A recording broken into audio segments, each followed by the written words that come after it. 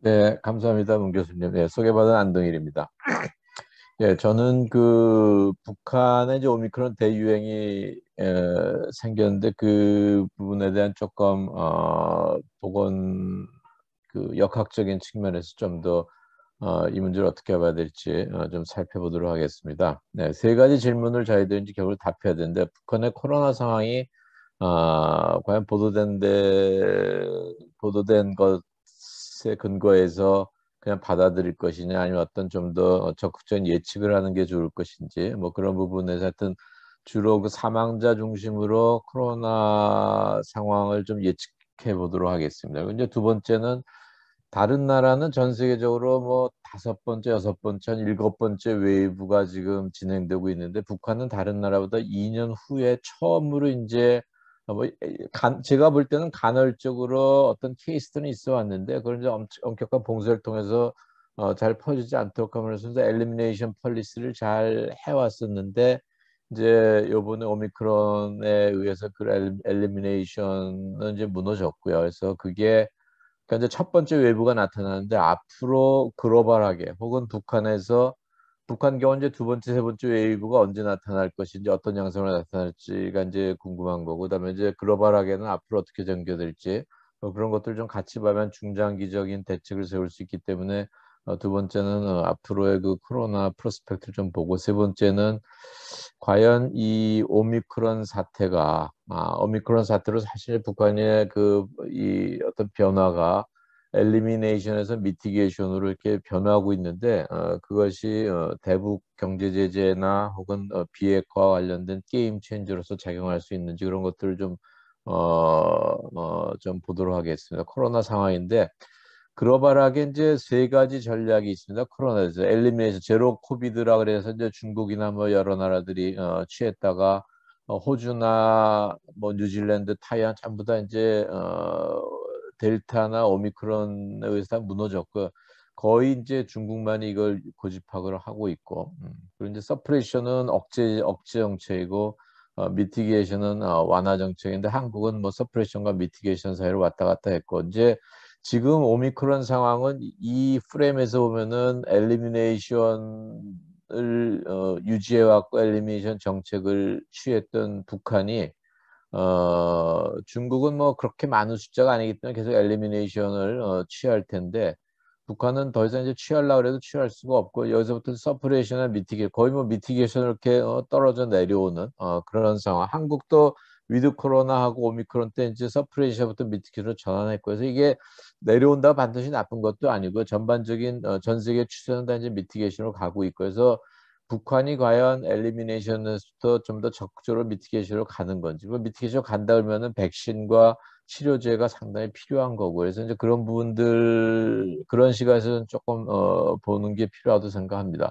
오미크론 뭐 다들, 잘 아시는데 5월 중순부터 갑자기, 제로 코비드 상황에서부터 우리 상당히 많다고 이제, 이렇게 얘기를 하면서 지금 먼저 400만 가까운 숫자가 6월 달에 400만 명이 보고 있는데 여기서 문제는 70명 이게 0.002%인데 이건 도저히 받아들일 수가 없는 상황이다. 보통 이제 어, 이 풍토병화된 뭐 영국이라든지 한국도 좀 그렇고 그래서 상당히 그 백신에 의해서 오미크론의 치사율 자체가 낮은데 백신에 의해서 더욱 낮아진 나라들 경우 한 0.5%, 0.4% 이제 전후로 이렇게 되는데 이 400만 중에서 70, 0.002%는 이거는 사이언티픽하게 도저히 있을 수 없는 거고 그래서 북한이 지금 이 코로나의 리포트는 정치화돼 있다고밖에 볼 수 없는 측면이 있습니다. 그래서 이제 이 부분을 그래서 이 누적 사망자를 어떻게 봐야 될지에 저희 이제 관심은 좀 집중됐고 해서 그 사망자 예측을 좀 해보겠습니다. 사망자 예측에는 한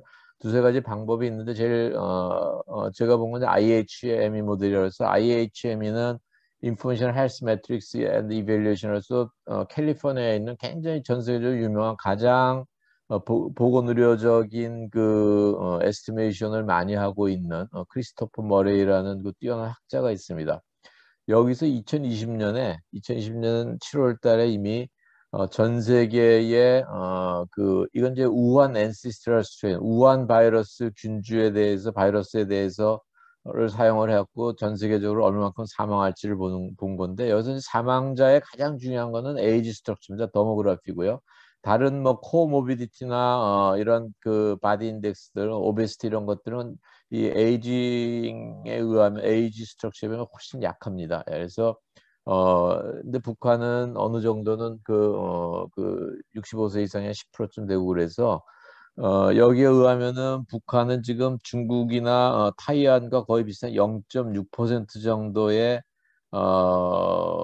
전체 그 감염자의 사망이 이 사망으로 예측하고 있습니다. 예, 그래서 이 0.6%를 저는 취했고요. 근데 이제 그래서 0.6%인데 그러면 얼마만큼 환자가 발생할지 이 부분은 아까 이제 그 70명이라는 이 숫자 때문에 이제 결국 이 숫자도 좀 그대로 다 받아들이긴 어렵고 그냥 글로벌한 트렌드를 봤을 때는 이것도 이제 같은 IHM에서 2022년 1월 달에 예측한 건데 이게 이제 에스티메이티드 케이스입니다.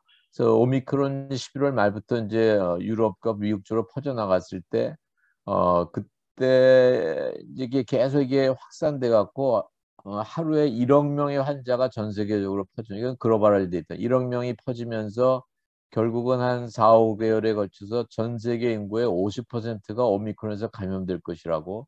이게 이제 1월 달에 란셋에 실린 데이터인데 이걸 제가 처음 봤을 때 믿기 어렵다. 이걸 어떻게 받아들이냐 했는데 한국이 이제 지나가는 거 보고 이렇게 유럽이나 이런 나라들이 오미크론에서 감염되는 거 보고 이거를 받아들이는 게 좋겠다고 저는 판단을 합니다. 무슨 말씀인가 하면은 영국의 경우 안티바디 레벨이 이 오미크론 퍼지기 전까지 한 60%였습니다. 근데 오미크론 이후에 90%로 확 뛰고요. 그래서 오미크론이 그러니까 이제 영국만 해도 3차 백신까지 많이 맞고 그래서 오미크론 감염이 좀 많이 주로 이렇게 그 백신에서 보호된 면이 있는데도 한 30% 이상 일어났고요. 그래서 한국도 백신 커버지가 워낙 좋기 때문에 근데 한국도 우리 한국 인구의 한 3분의 1이 감염되고 그래서 노백신 펄리스로 진행했던 북한 경우 쉽게 전 인구의 한 반 정도가 감염되는 거는 상당히 그 자연스러운 일이고 다만 봉쇄를 굉장히 하고 이렇게 이민들의 주민들의 이동을 막고 그러기 때문에 이 퍼져나가는 속도는 좀 느릴 것 같아요. 그래서 한 2, 3개월이 아닌 한 4, 5개월 사이에 걸쳐서 북한 주민의 한 반가량이 감염될 것으로 보여지는데 이제 문제는 아까 그 79명 감염자 이 사망자 숫자인데 이건 이제 유명한 맥킨지 회사에서 쭉 이렇게 여러 가지 변이 바이러스에 대한 모탈리티들 케이스 페탈리티를 보는 건데 델타가 우한 오리지널 바이러스보다는 조금 높고요. 페이터 페탈리티가 그래서 한 30% 정도 높습니다. 그리고 이제 오미크론인데 오미크론은 델타에 비해서는 한 4분의 1 내지 5분의 1로 떨어지고요. 그래서 이런 것들 다 종합했을 때 오미크론의 사망률을 우한 오리지널 바이러스의 한 3분의 1 정도로 보면 되지 않겠는가? 백신 같은 경우가 이제 없었을 때. 그래서 제가 이제 이 엑서사이즈 해본 거는 북한 주민의 아까 이제 0.57%, 0.6%가 나왔잖아요. 여기서 0.6%이 사망률에다가 한 3분의 1 정도를 곱해. 왜냐면 이거는 이제 우한 엔시스탈 바이러스를 갖고 이제 한 거기 때문에 그래서 여기서 한 3분의 1 정도를 곱해서 한 0.2%, 감염자의 0.2%가 사망할 거로 봅니다. 백신 하나도 안 맞았기 때문에. 그래서 예측 사망자는 전체 2,500만 명 중에서 한 반 정도가 한 9월, 10월까지 감염이 일어나고 그리고 그중에 0.2%가 사망하면 2만 5천 명 정도가 사망할 걸로 이렇게 보여집니다. 또 다른 모델링에서 이제 5월 16일 날 서울의대 오명동 교수님이 발표했고 그걸 이제 중앙일보가 픽업한 거면 한 3만 5천 명 정도 사망자가 예측될 거로 봤는데 이거는 여기 이제 홍콩이 이제 그때 유행을 3월 4월부터 했는데 홍콩의 유행 당시 각 인구별로 사망률을 쭉 이렇게 나와 있기 때문에 여기다가 북한의 인구수를 그냥 곱한 겁니다. 예, 같이 사망할 거로 대체로 이제 볼 수 있으니까 그렇게 했을 때 한 3만 5천 명. 그래서 조금 많이 잡으면 35,000명, 제가 이렇게 잡아본 거 하면 25,000명. 그래서 대략 한 3만 명 정도가 사망할 걸로 보여지는데, 한 4, 5개월 사이에. 이건 이제 북한의 그 고난의 행군과 좀 비교해서 이게 과연 3만 명이라는 숫자가 얼마만큼 정치적으로 혹은 사회경제로 부담을 줄지 좀 살펴봤는데, 북한 고난의 행군 때 5년 동안에 33만 명이 굶어 죽은 걸로 이렇게 돼 있습니다. 그래서 평균 한 1년에 6만 명씩. 그러니까 이제 이 3만 명은 이 3만 명은 한 이 고난의 행군에 비하면 반쯤 되는 숫자고요. 그래서 정치적으로 상당히 부담스러울 수 있는 숫자라고 보여집니다. 예.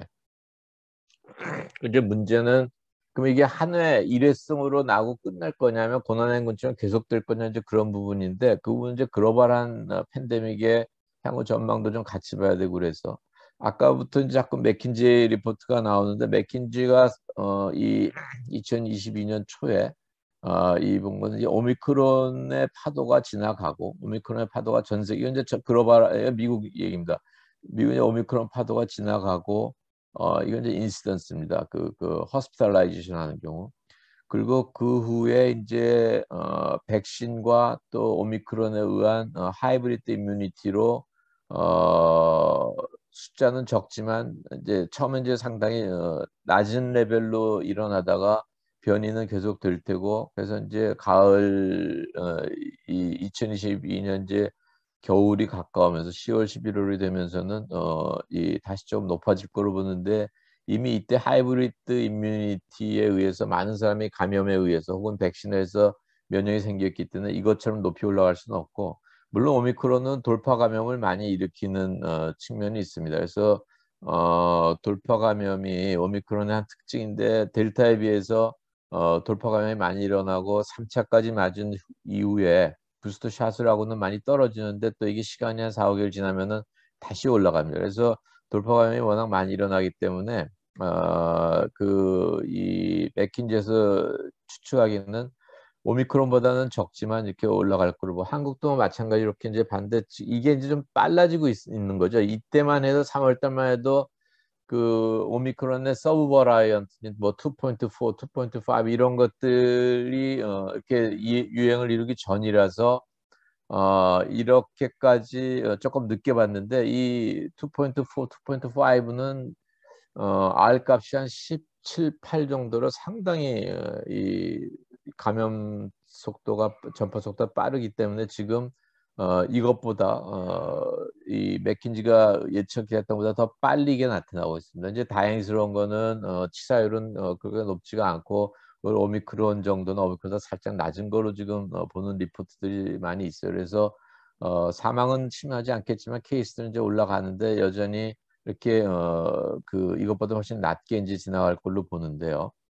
근데 이제 그러니까 글로벌하게는 중국 정도가 퇴치를 하고 제로 코비드를 계속 유지하고 있는데 대부분의 나라는 집단 면이 실패했고 이제 결국은 풍토병화로 해서 엔데믹하게 팬데믹에서 엔데미시티로 가는데 이게 이제 하인칸 칸트리들 백신 접종률이 높고 지난 2년 사이에 여러 번의 감염이 있었던 유럽이나 한국 같은 이런 나라들은 이제 엔데믹하게 빨리 가는데 북한은 이번에 첫 번째 이제 웨이브를 맞았기 때문에 그래서 앞으로 계속 그러니까 이제 엔데믹하게 가려면은 시간이 좀 걸릴 거다. 왜냐면은 그 자연 감염에 의한 면역 형성이 거의 전혀 안 돼 있기 때문에요.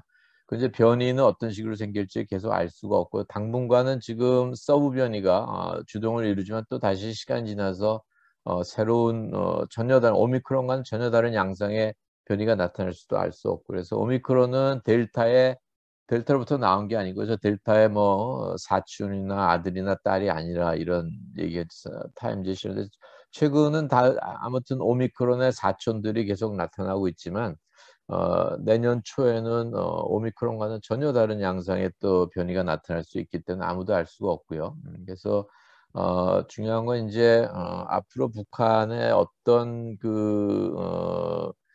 이 두 번째, 세 번째 웨이브가 올 것이는데 제가 보는 견해는 아까 말씀드린 대로 지금 이제 조금 천천히 퍼져갖고 9월, 10월까지 전 주민의 한 반 정도가 감염되면서 한 2만 내지 3만 명 정도 사망하지 않을까 그렇게 이제 보고 있고요. 그다음에 이제 결국은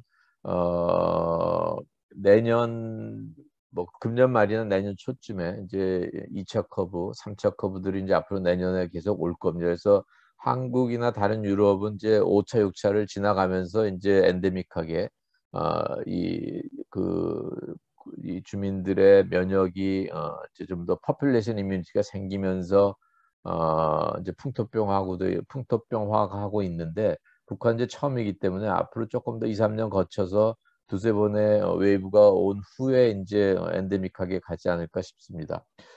결국은 북한은 백신 접종을 한 번도 안 했었는데 그 배경에는 뭐 여러 가지 그 백신을 오퍼를 하고 그랬었는데 백신의 효과성은 mRNA가 더 좋은 걸 아는데 또 이건 저온 시스템 때문에 이쪽을 취하지 못했고요. 정치적으로는 러시아나 중국산 백신을 취하고 싶은 마음이 있고 코백스는 무슨 뭐 전 주민을 다 이렇게 이 2차, 3차까지 다 그렇게는 컨펌을 못 해줬기 때문에 지속적인 백신 공급 가능성은 아마 중국이나 러시아 쪽이 좀 더 해줬을 것 같고 그래서 하여튼 그런 백신 공급의 지속적이라는 면에서는 코백스에 의존하기에는 상당히 부담스러웠을 테고 아스트라제네카는 안전성 문제를 거부했었고요.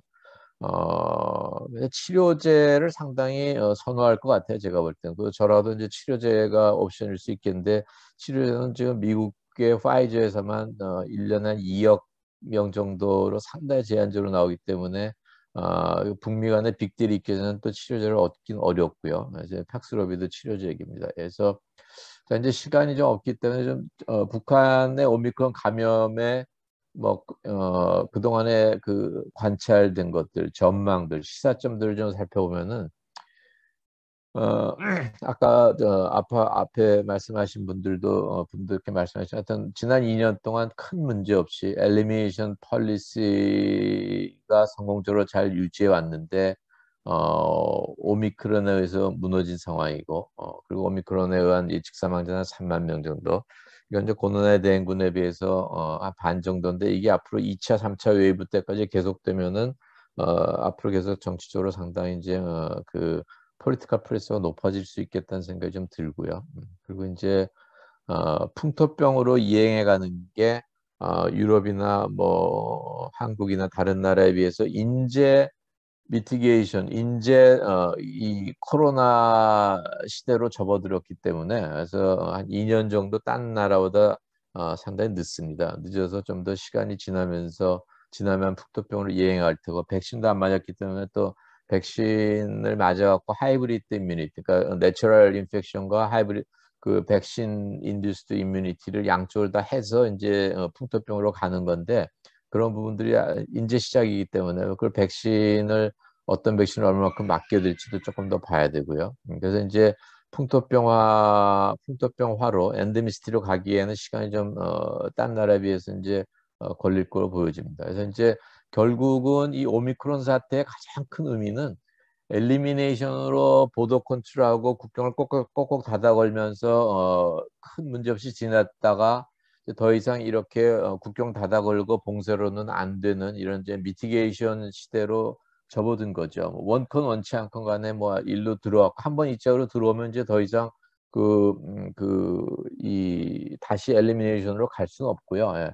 중국은 계속 엘리미네이션 가기 위해서 모든 경제적인 코스트를 치러가면서 가고 있고 당분간 그걸로 갈 겁니다. 근데 중국 빼놓고는 전 세계에 거의 이 엘리미네이션을 유지하는 나라는 없고, 근데 이제 제가 볼 때 염려는 북한의 롤 모델이 중국인데 중국과는 정치적인 혹은 경제적인 상황이 다르고 중국은 뭐 워낙 경제력이 좋기 때문에 봉쇄를 계속 하면서 당분간 엘리미네이션으로 가더라도 큰 문제가 없을 겁니다. 이제 북한은 그렇게 가긴 어렵고 그게 가서도 안 되고 그리고 이제 중국이 이렇게 엘리미네이션 가는 거에 대해서도 이렇게 이제 경제적으로 이렇게 좋은 선택은 아닌 걸로 점점 뭐 외부에서 지적하고 중국 자신에서 잘 알고 있는데 이제 시진핑의 삼연임 세 번째 연임이라는 정치적인 아젠다를 앞에 두고 그 중국 경우 만약에 엘리미네이션을 포기하고 미티게이션으로 가면은 그래서 뭐 샹하이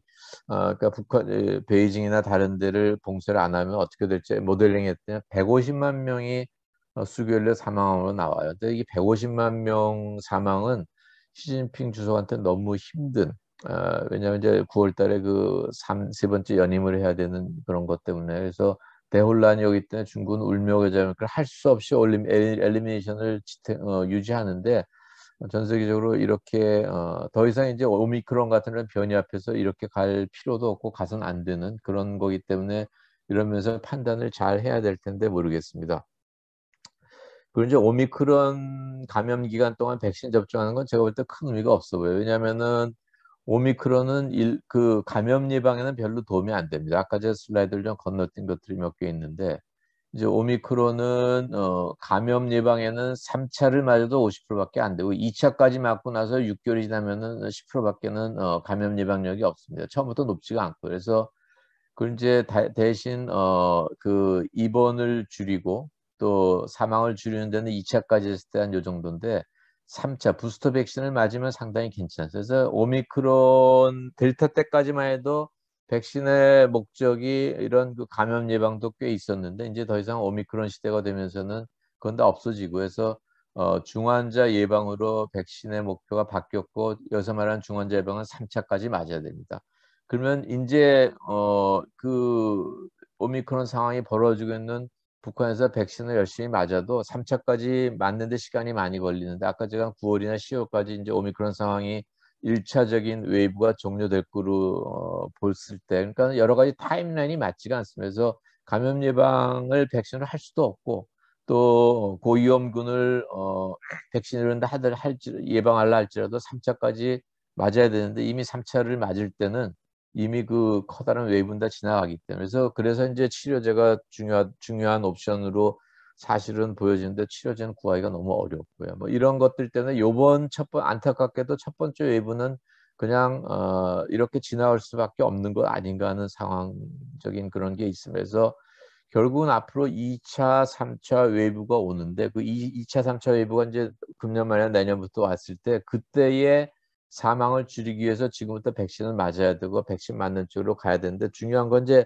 어떤 백신을 선택할 것이냐. 여러 가지 이유 때문에 여러 가지 백신에 대해서 고민을 많이 하다 결국은 여전히 노백신 펄리스로 지탱해 왔었는데, 이거는 이 엘리미네이션 정책을 취했을 때는 뭐 가능합니다. 엘리미네이션 정책을 취했을 때는 그 엘리미네이션을 하고 국경을 닫아 걸면서 가능했는데, 뉴질랜드나 타이완도 사실은 첫 해에 백신 없이 다 이걸 했었거든요. 그러니까 엘리미네이션에서는 노백신도 가능한데, 이 서프레션과 특별히 미티게이션으로 이렇게 시프팅된 상태에서는 백신이나 치료제 없이는 너무 많은 사망자가 나오기 때문에, 이제 백신이나 치료제 쪽으로 전환을 해야 되고, 그래서 문제는 어떤 백신을 쓸 거냐 굉장히 좀 중요하고, 또 치료제는 과연 공급이 가능할 것인지, 이제 이런 문제들을 폴리티컬하게 이제 봐야 되기 때문에, 이 비핵화랑 좀 관련돼서 첫 번째 가능한 시나리오는, 개방 시나리오가 빅 트레이드 오프인데, 북한의 비핵화하고 그다음에 경제 제재 포함해서 백신 및 치료제를 상당 기간 확보하는 빅딜을 미국을 포함한 그 키 스테이크홀더랑 같이 하는 게 첫 번째 시나리오인데, 당분간은 뭐 이런 쪽으로 움직일 것 가능성이 그렇게 많지는 않지만, 하여튼 이제 결국은 북한의 세컨 웨이브나 서드 웨이브가 얼마만큼 백신과 치료제를 절박하게 요구하는 상황이 될 것인가에 따라서 이 문제는 좀 후에 대두될 가능성이 있어 보입니다. 두 번째는 이제 이런 것들을 파셜하게 부분적으로 비핵화하고 부분적으로 백신을 얻고 부분적으로 경제 제재를 하는, 이 빅 트레이드 오프나 빅 텐트에 비해서 스몰 텐트를 하는 건데, 이런 부분 다 이제 열어놔야겠죠. 세 번째는 트레이드 오프 없이 백신이나 치료제를 뭐 도입을 하고 수입을 하고, 혹은 노백신 펄리스로 계속 갈 수도 있는데, 이건 사실은 제가 1월 달에 이 통일의학회에서 발표할 때 만든 건데, 오미크론 상황 전입니다. 그래서 이제 더 이상 지금 아까 말씀드린 노백신 펄리스는 의미가 없고, 백신 펄리스로 바뀌어야 되고, 가능하면 안티바이럴 치료제도 도입을 하는 게 맞는데, 과연 이거를 도입하기 위해서 그러니까 어떤 백신을 도입하느냐는 거는 어느 나라로부터 백신을 도입하느냐인데, 지금 이제 보도되는 대로 중국 백신이나 러시아 백신 쪽으로 갈지, 근데 중국 백신이나 러시아 백신이 사실은 오미크론이나 이런 거에 대해서 이렇게 썩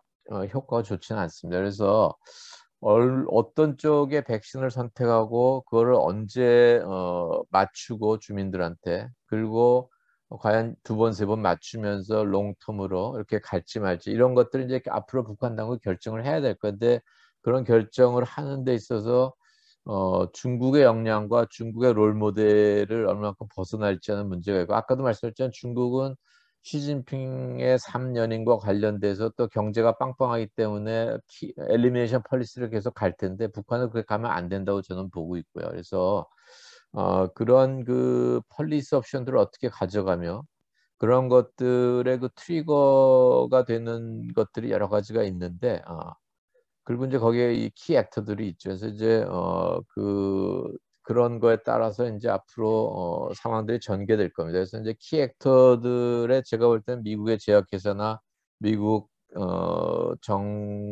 미국 정부가 굉장히 중요해 보이고요. 한국도 중요하지만은, 왜냐하면 그 mRNA 백신이나 그 치료제들은 전부 미국 정부의 영향력 하에서 움직이기 때문에, 백신 시대로 접어들고 치료제 시대로 접어든 상황에서 백신과 치료제를 잘 확보하려면은 결국은 미국이나 미국 쪽 제약회사하고의 그 라인업을 좀 해야 되는 것 아닌가 하는 상황, 그렇게 좀 보여지고요. 그리고 앞으로 이 북한의 백신과 치료제가 절박하게 요구될수록 그 비핵화의 게임 체인저로서, 혹은 경제 제재 푸는 것과 함께 이쪽으로 작용할 테고, 근데 이제 결국은 중요한 거는 북한이 이번 오미크론 상황에서 무엇을 배울 것인가, 그 레슨 런이 무엇이냐.